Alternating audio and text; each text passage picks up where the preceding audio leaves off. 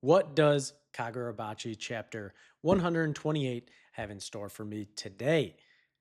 You already know, and I'm here to find out. So come experience with me.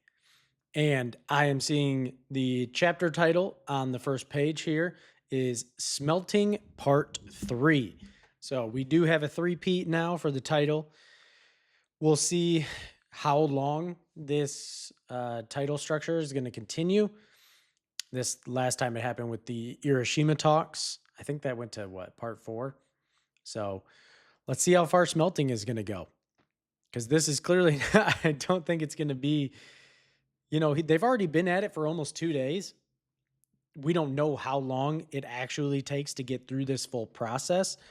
We know the blades end up being forged.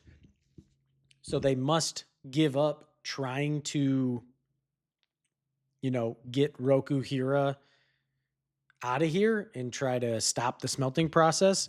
My assumption would be once we actually succeed with the first blade, then maybe they will see the viability in the strategy and say, all right, just use all the Datenseki that we got, create as many blades as we possibly can. That would be my guess. I don't know if that's what we're supposed to, infer, or what you guys were thinking about, how long is this going to go where they're actually trying to stop him. But regardless, let's just get into the chapter. And I'm already seeing Kunishige still locked in. He's obviously hyper focused on the flame, trying to look for any chemical changes in the flames to make sure that, one, they don't all explode and die, but then two, to make sure that the process is just underway properly. And just where we left off last chapter, we got Subaru here with his cloned form, and he's telling Rokuhira not to look away, and the fire is not going to go out. But I kind of thought about this. Let's just wait. I was gonna say, like, Subaru, he's got to be tired too. He's been going the same amount of time as Rokuhira, and he's been using sorcery the entire time to assist with the forging process. So even though the dude is a beast, he's got to be pretty tired. Oh my gosh. I'm so sorry. I just read the next panel with, is his name Joji? Why can I not remember this guy's name? Uh, I think it is Joji. Because he immediately is like, Urata Sensei hasn't slept in, almost 2 days, which is what I was just talking about. And he's been using sorcery the entire time. So he's got to be even more exhausted than Rokuhira. Yeah, that's a problem. That is a problem. And the Masamine guy with the bandage over his nose, looks like he's throwing like some shuriken, I'm assuming, pulling out some ninja arts. And Subaru here is kicking, or Urita, whatever we want to call him. I like Subaru. He's like kicking. Is he going to kick the shuriken away? Oh my gosh, he's using the sandals. No way. What are these traditional sandals called in Japan? I think it starts with a G. It's like a G. If anybody knows, please just like comment it down below what these like traditional wooden sandals are called. But that is one of like the sauciest ways I've seen someone stop shuriken. I mean, come on. Stops him with his sandals. Oh, but they have little like ropes and balls attached to them. Oh, and they explode. It's like a smoke bomb. Okay. So they're going for a diversion. Okay, and Subaru. Okay, that's interesting because he's pointing out the fact that, like, unfortunately his doppelgangers apparently are not that much use as fighters. So their real utility comes in the form of performing like normal work and tasks. So in the forge, I would also assume potentially like at his sushi shop, he can have like multiple people doing a bunch of different things, and he can be his a one man sushi shop as well. But I guess in terms of actual combat, they're not that much help, and he is the only one that is legitimately a threat. You take that one, Joji. Okay, his name is Joji. I was right. Oh, 'cause this guy has like fully just converted. He's a believer now. He's part of the Forge squad, and I love it. Yeah, I can't. Subaru is saying now he can't see anything right now because of the smoke created. Oh, what a block. So the Masumi guy with the bandage was using the diversion to immediately go after the pipes leading into the forge, which we know they tried to take out last chapter. And Subaru, without even being able to see, he sensed him behind him and immediately countered the dude's dual blades to protect the pipes. That's so awesome. Yep, they're going after the furnace. Of course they're going to go after the furnace. That's how you stop it. Either you have to kill Rokuhira or you go after the furnace. Blocked. Okay, and he's going for a counterattack against Subaru right to the back.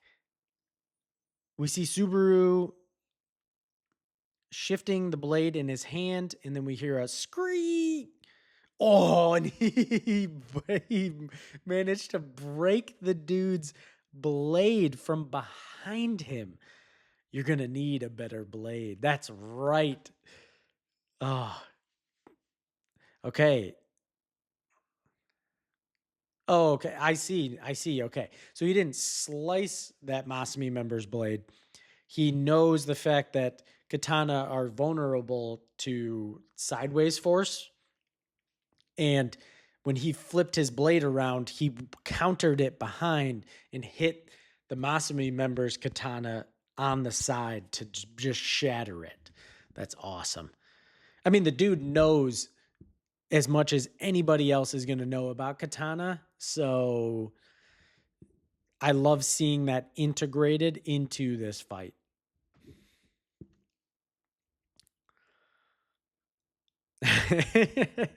So he gives him a compliment. Subaru gives him a compliment by saying that the Masumi member's form was so clean that that's why he was able to pull off that move. I see, he's right. We're not going to be able to put out that fire. And Subaru's like, something's gaining his attention off to the side. Oh, it's the female member. No, she's right. She's got a katana right at Kunishige's jugular, right on the side of his neck. And Kunishige is not even looking away. He's still locked into the fire. This that's insane. That is actually like, think about it for a second. Think about it. If you were actually think, it doesn't even have to be this intense of an activity like forging and for this extended period of time. Think about anything that you like work on or you're focused on, and imagine there's all this fighting going on around you, and then that doesn't even work. But then imagine all of a sudden you're just doing your work, and then all of a sudden there's a blade to your neck. The nerves, the focus, for that to not even affect you. Like in manga, we're like, oh wow, yeah, he's locked in. That's crazy. But if you actually pull it out of the manga and think about like putting yourself in a situation like that, I would immediately, it's like doing this. When I record videos, I get into kind of like a flow state a lot of the times because I enjoy it. I try to get better every video, and that just it immerses me. But if someone just showed up somehow behind me and put a sword to my neck, you can bet your bottom like I would be away from it. But Kunishige here is, I mean, he's different. He's built different. I love it. And uh, yeah, even both Joji and Subaru here are like when, and Subaru's pointing out the fact that they're just on an entire different level when it comes to being undetectable. They didn't even notice her there. And that plays perfectly into the relationship to the Masumi that they had with Samura after he blinded himself, and how they were the only ones that could fight alongside him because they are imperceptible under normal circumstances. So that's awesome. Kunishige Rokuhira. Those guys seem oddly invested in this. It turns out he was involved with Princess Chiaki. Okay, so they're getting some dirt. They're getting some backstory, like we have already gotten.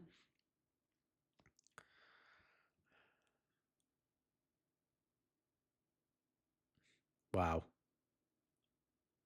Is that how you interpret this? That this guy, he's like, I think, like the interim leader. I think he's the leader of the Sorcery Bureau at this time, and he is making a judgment call on Rokuhira that, like, he's a nobody with nothing to lose, which Kunishige doesn't concern himself with trying to become well known. That's the whole purpose of when Subaru asked him why he hasn't, like, basically why he hasn't made a name for himself, because the quality of his katana is the real deal.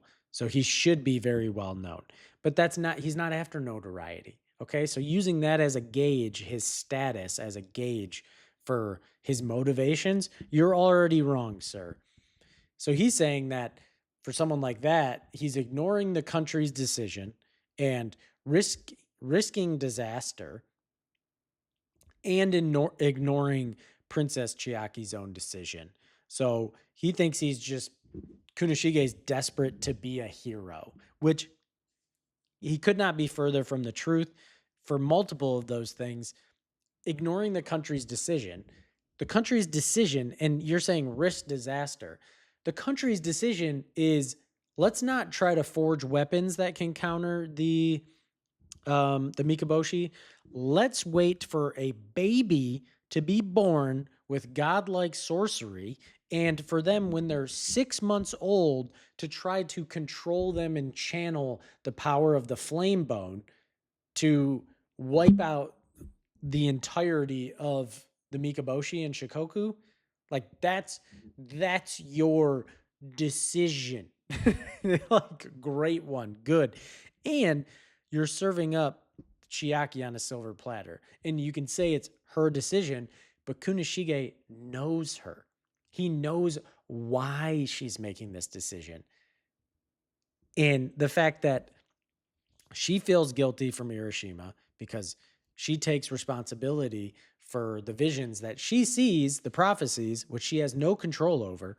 And she believes that offering herself up is the way to mitigate potential loss, considering that that's part of the deal. So, but Kunishige knows, she seems to be someone who is more of a self-sacrificer. If she can just offer herself up, she's more than willing to do that. But he's not going to accept that because he knows who she really is. And he doesn't want to be a hero. He wants to be able to help the people he cares about. And it's working so far, buddy. Okay, we're seeing Shiba. He's down bad. He's on the ground. He's all that damage from Hiroshima has come right back. He's even flashing back to that nasty slam from Aryu. This is the female Masumi. He's the real spark we must put out.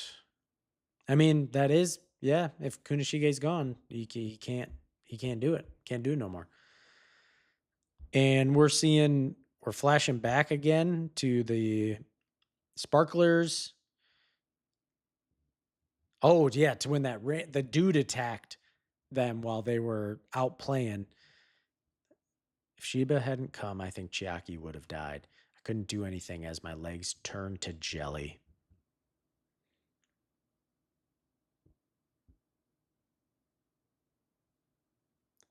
Oh, I love this.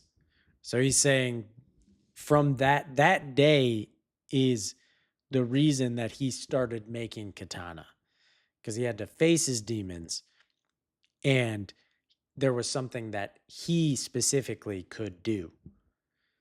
So he threw himself into it. Even so, every time I saw her, Chiaki would cook delicious meals for me, even after what happened to her, because of me. I mean, it wasn't your fault. The guy was there because of your father. You simply just were unlucky that you had the affiliation to your father.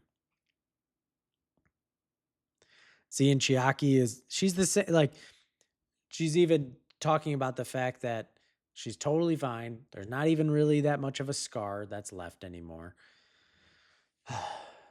And we know that she is more of like, she doesn't want people concerned about her. She cares for others. It's the same with Akimura, her younger brother.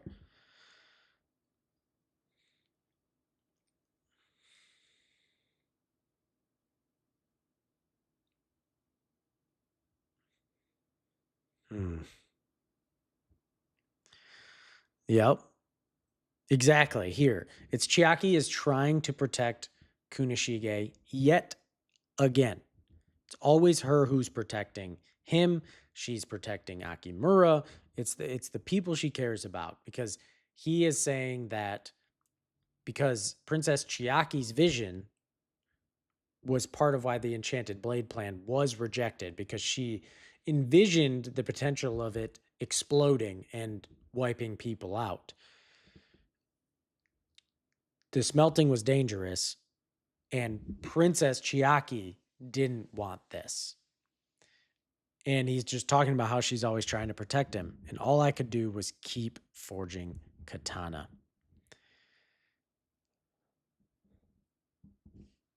This is some great depth from Kunishige here.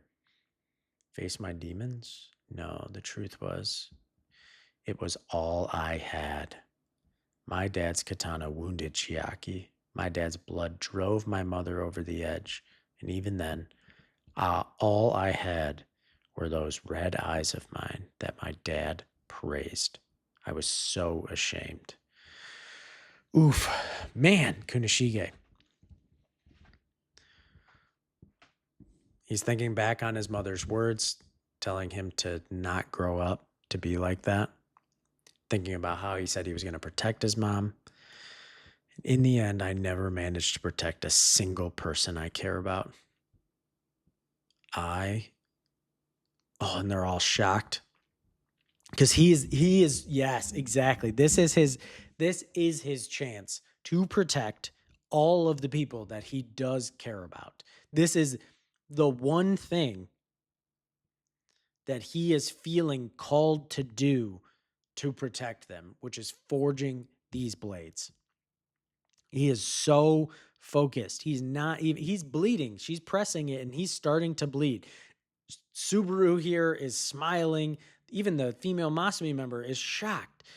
Even now, he's still focused on, does this matter more than your life?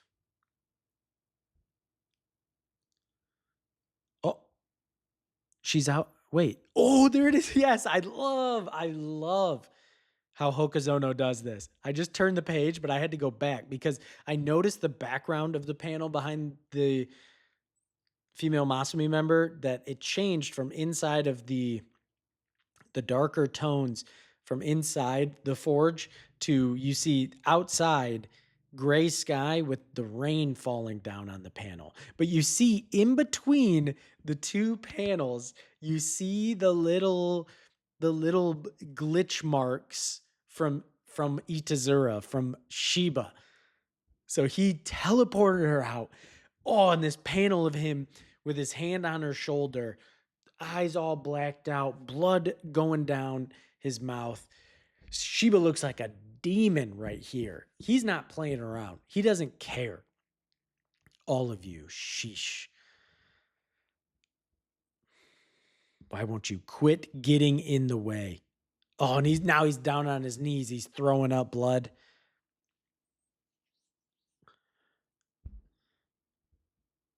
It's a good point. She's thinking back. She's telling him he's going to kill himself by pushing himself, because she saw the medical chart from when Shiba came back from Hiroshima. So him just being able to stand right now must be agonizing and unbearable. So what? Oh, we're seeing Mashiro from Hiroshima. I saw a guy crush a ship into a ball, even with a hole in his stomach. Yeah, Shiba's like, no, no, no, no, no. Like, so what? So what if I'm injured to this extent? He saw Mashiro push through, even with that extensive damage after Aryu just straight up donutted his torso. He still managed to crush an entire ship with his Aku pressure waves. Both the Masumi members that are still in the forge are both going after Kunishige here. They're dashing in. Oh, Shiba, let's go. Dude, Shiba is putting in so much work right now. Teleports in. Their blades are all from 3 different directions that are around Rokuhira's neck here. And Shiba comes in right between them, grabbing both of them, about to teleport them out. Rokuhira. And he's yelling to Kunishige here. This time you take the glory. And the only thing that Kunishige has said, he says, on it. And we just see a long panel of the flames of the furnace. And that is the end of Kagurabachi chapter 128. Wow, this is a great chapter again. Jeez, oh Pete. It's been so good. I mean, Kagurabachi is so good. Amazing character development for Kunishige here. And an absolute iron will from Shiba. I got to give it to both of them. Kunishige's focus, absolutely insane. Next level. And Shiba's will to not stop, to ensure, even at the cost of his own body, that this can go through, is also just top tier. I loved it. I love this chapter. That's what's sticking with me after this read through is Shiba's iron will and Kunishige's laser focus. So I would love to hear from you guys. What is, when you read through this chapter the first time, what is the thing that lingered the most for you? It could be a panel, it could be a character moment, it could be anything you want. Just what, after you read the chapter, would you sit there and like, that's what came to your mind? I'd love to hear it. Please share below. And like always, I will catch you guys in the next exploration. I would like to thank you for being here to experience this great chapter with me. And that'll be all. So catch you guys in the next one. Peace.